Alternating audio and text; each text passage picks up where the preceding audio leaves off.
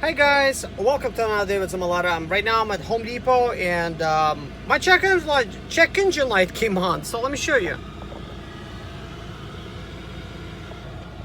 Yeah, you see the nice little Christmas tree. So what I'm gonna do is I'm gonna go ahead and check, see what's going on, and let you guys know what that is. I'm gonna be using my Altel scanner, and let's see what kind of information will it give. Here's the cord. I do check it with the vehicle being on. I don't see that it's a problem. By the way, somebody one time wrote to me that my kids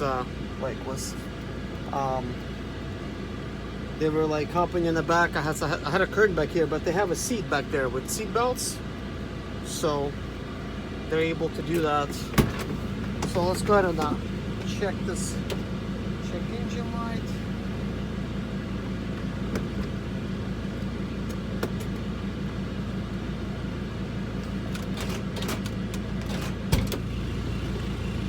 All right, let's see what this says here.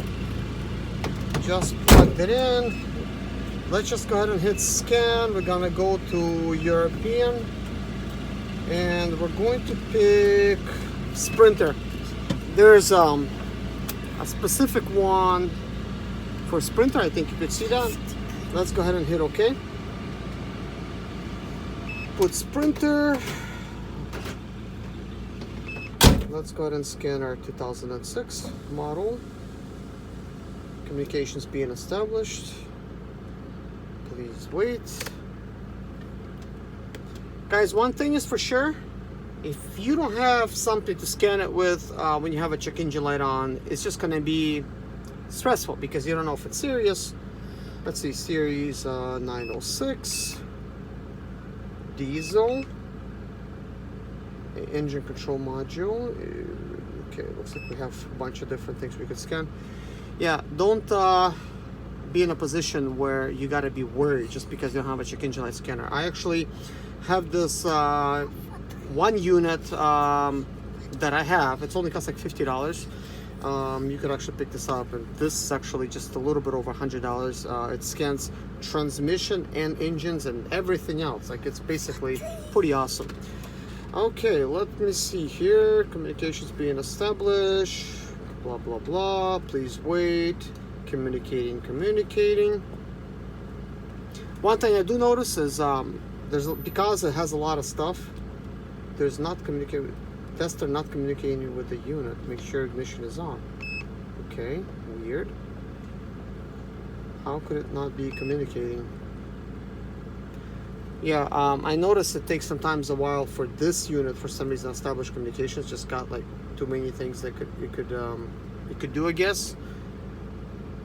Takes a while. Let's see what it's doing.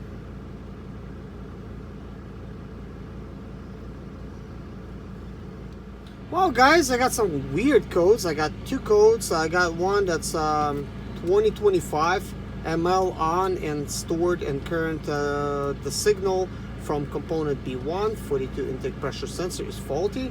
The signal voltage is too high. And then another code 2511-1 component Y85 gas exhaust gas recirculation positioner is faulty.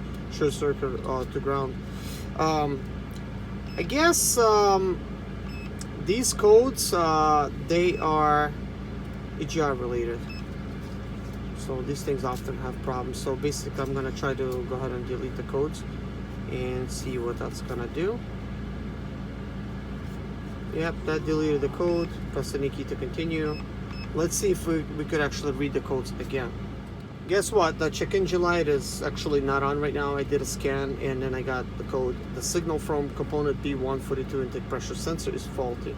Signal voltage is too high. Yeah, there's always something, guys, when it comes to these printers. Something always going wrong. You don't expect this out, like intake pressure sensor. I mean, it's possible. I haven't changed that in a long time. But anyways, that's a little update with my Sprinter.